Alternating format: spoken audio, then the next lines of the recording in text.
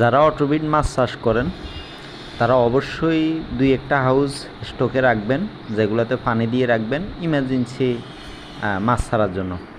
আমার এই হাউসটাতে আজকে সান্তাক্লজ গাপি একটু সমস্যা দেখছি, তো এই দুইটা হাউস আমার স্টকে ছিল, রিজার্ভে ছিল, এখানে রিজার্ভ পানি ছিল 7-8 দিন ধরে, তো আমি এখানে দিয়ে দিছি।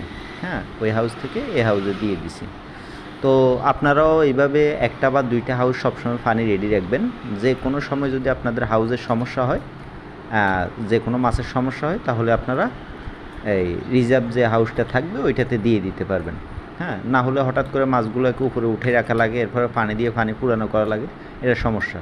আর এটা হচ্ছে আমার রিজেক্ট হাউস, মানে রিজেক্ট যে মাছগুলো থাকে, যে মাছগুলো কালার কোয়ালিটি ওইভাবে আসে না, এগুলোকে এখানে এনে রেখে দিই।